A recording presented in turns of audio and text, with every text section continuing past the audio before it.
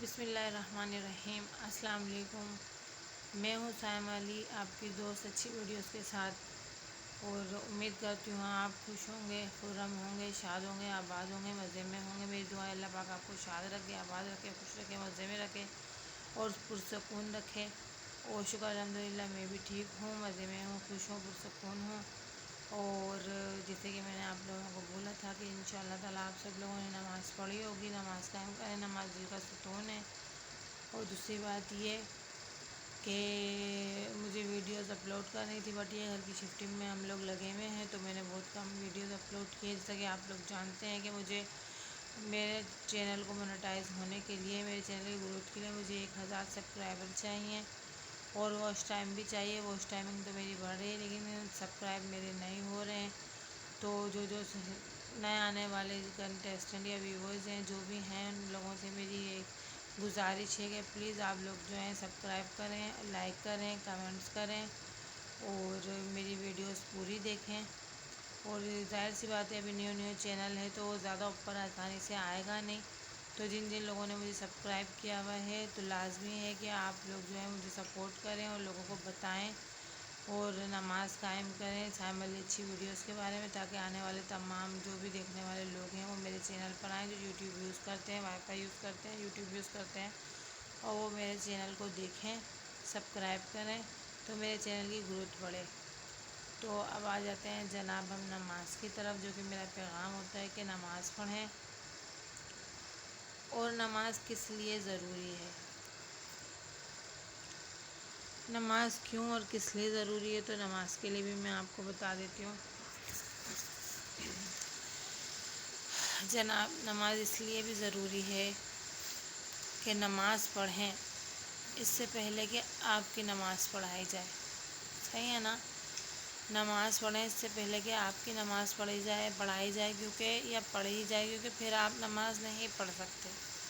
یہ جو وقت ہے ابھی ہے، جتنی مغفرت کروانی ہے ابھی مغفرت کروا لیں۔ اور نماز کے ایک فوائد نہیں ہے کہ آپ جنت میں جائیں گے، صحیح ہے نا؟ نماز کے بہت سے فوائد ہیں، ٹھیک ہے؟ اور نماز پڑھنے سے پہلے میں آپ لوگوں کو یہی کہتی ہوں کہ اپنا دل لازمی صاف کر لیں۔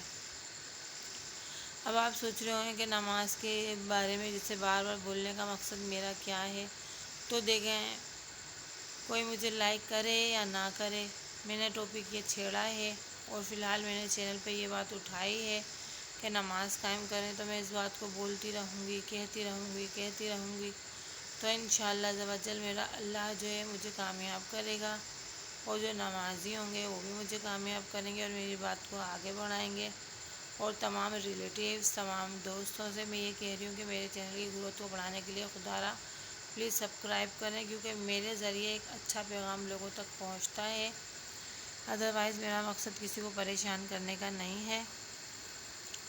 تو بات یہ کر رہی تھی میں کہ نماز پڑھیں اس سے پہلے کہ آپ کی نماز پڑھائی جائے۔ اور دوسری بات مجھے یہ کہنی تھی کہ دیکھیں ابھی تو ہمارے پاس موقع ہے اور ہم اپنے موقع کو ضائع کر دیتے ہیں۔ کبھی ہم برتن دھو رہے ہیں، یا کبھی ہم یہاں ہیں، یا کبھی صفائی کر رہے ہیں، یا کچھ کر رہے ہیں، یا یہ یا وہ، یا بچوں کو سنبھال رہے ہیں، تو یقین جانیے نہ کوئی اولاد جو ہے ہمیں بخشوائے گی، ٹھیک ہے نا؟ نہ کوئی اولاد ہمیں بخشوانے والی ہے، نہ کوئی شوہر ہمیں بخشوانے والا ہے، نہ کسی شوہر کو کوئی بیوی بخشوانے والی ہے، اور نہ کسی شوہر کو اس کی اولاد بخشوانے والی ہے، نہ کسی آدمی کو اس کی اولاد بخشوائے گی، نہ اس کی بیوی بخشوائے گی، نہ ماں نہ باپ، نہ کوئی بھی نہیں بخشوا سکتا۔ اور یہی آسان جو ہے ہر کسی انسان کے ساتھ ہے کہ ماں باپ، بھائی بہن، جو بھی کوئی انسان دنیا میں ہے، کوئی نہیں بخشوا سکتا سوائے اس کے اپنے اعمال کے۔ تو اس میں سب سے بڑا ایک عمل یہ ہے کہ نماز قائم کریں، نماز پڑھیں۔ نماز دین کا ستون ہے۔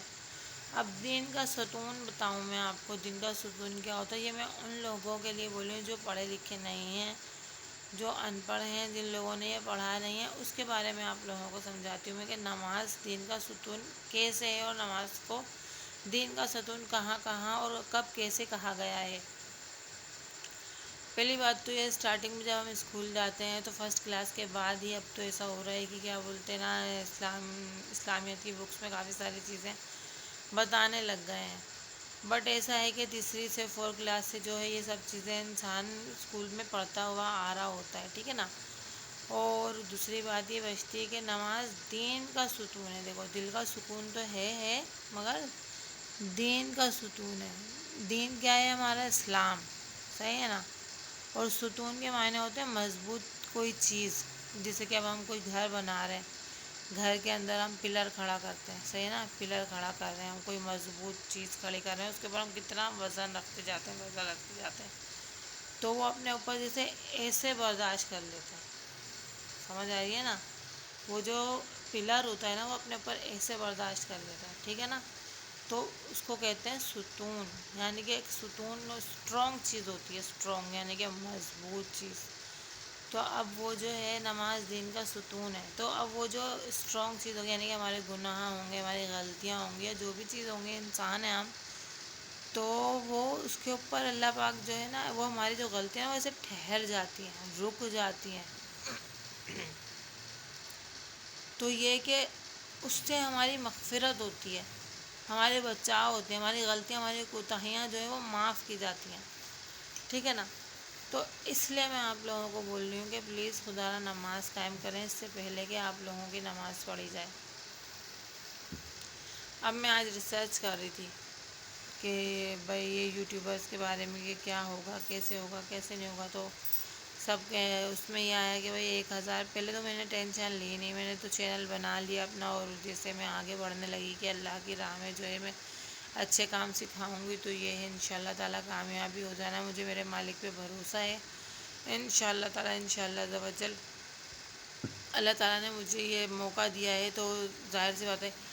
یہ بھی دیکھیں اللہ تعالیٰ کی طرف سے میں آپ کو ایک بات بتاؤں کہ اللہ تعالیٰ کسی کو منتخب کر لیتے ہیں. کیا کر لیتے ہیں؟ منتخب. اب منتخب کے مطلب کیا ہے؟ منتخب کے مطلب یہ ہیں جیسے اب ہم بازار گئے، ہم نے کوئی ڈریس دیکھی اور ہمیں سمجھ نہیں آ رہی، اور کافی دیر کے بعد ہم نے ایک چوز کر لی، ایک پسند کر لی. یہی چوڑیوں کا اور یہی چپل کا حال ہے. جینٹس بھی اپنی شاپنگ کرنے گئے، کوئی چیز پسند آئی اور انہوں نے بہت مشکل سے پسند کری اور کوئی چیز اپنی لے لی. ٹھیک ہے نا. ہم اس کو کہتے ہیں چوز کرنے کو، یعنی کہ منتخب کرنا. تو یہ اللہ تعالیٰ نے مجھے بھی منتخب کیا ہے. وہ تو اللہ پاک ہے، اللہ تعالیٰ نے مجھے اس چیز کے لیے منتخب کر لیا کہ میں کس طرح سے آپ لوگوں تک یہ پیغام پہنچاتی ہوں. دیکھیں چاہتی تو میں کوئی اور بھی پرومو لگا دیتی، کوئی اور بھی ٹائٹل دے دیتی، بٹ میرے دماغ میں یہی بات کیوں آئی؟ صحیح ہے نا. میرے دماغ میں یہی بات کیوں آئی اور میں نے یہی کام کیوں سٹارٹ کیا؟ کیونکہ اللہ تعالیٰ ایسا چاہتے ہیں میرے منہ سے کہلوانا اور میرے ذریعے یہ پیغام آپ لوگوں تک پہنچانا. اور بس آپ لوگوں کے لیے مجھے حوصلہ افزائی چاہیے کہ آپ لوگ مجھے پسند کریں. تو یہ ہے کہ میرا دل بڑا ہو اور میں انشاءاللہ تعالیٰ آپ لوگوں کے لیے اور ویڈیوز بناتی رہوں، اور میری باتوں میں اللہ تعالیٰ اتنا اثر پیدا کر دے، اتنا اثر پیدا کر دے کہ جو بھی دیکھنے والے ہیں وہ اور لوگوں کو بولیں، بتائیں، اور جو لوگ سنیں وہ میری باتوں پر عمل کریں. اللہ پاک کی طرف سے ہوتا ہے یہ بھی جو ہوتا ہے. انشاءاللہ عز و جل میرا مالک مجھے نوازے گا اور میری پریشانیاں ختم فرمائے گا انشاءاللہ تعالیٰ. اور دوسری بات یہ کہ خدا را آپ لوگ نماز پڑھیں، اور جو بھی نمازی ہیں ویسے تو ہم سب دعا مانگتے ہیں کہ اللہ تعالیٰ تمام مسلمان بہن بھائیوں کو بھلا فرما دے. ٹھیک ہے نا. اور بہت سے ایسے بھی مانگتے ہوں گے کہ تمام مسلمانوں کا بہن بھائیوں کو بھلا فرما دے، جو حیات ہیں وہ بھی، جو وفات پا چکے ہیں وہ بھی. ٹھیک ہے. لیکن آگے ادھر جائیں تھوڑا سا. لیکن کہنے کا مقصد میرا یہ ہے کہ صرف ایسے نہیں، ان لوگوں کے لیے بھی خدا را خاص دعا مانگیں. خاص دعا اس لیے مانگیں کہ دیکھیں ہیں تو وہ بھی ہماری آپ صلی اللہ علیہ وسلم، آپ محمد صلی اللہ علیہ وسلم کے امتی میں سے ہیں نا. ہیں تو امتی وہ آپ صلی اللہ علیہ وسلم جو ہے اپنی زندگی میں اتنا روئے ہیں، اپنی امت کے لیے اتنا روئے ہیں کہ کسی اور چیز کے لیے وہ کبھی نہیں روئے. وہ جب بھی روتے تھے تو بولتے تھے یا اللہ میری امت، یا اللہ میری امت.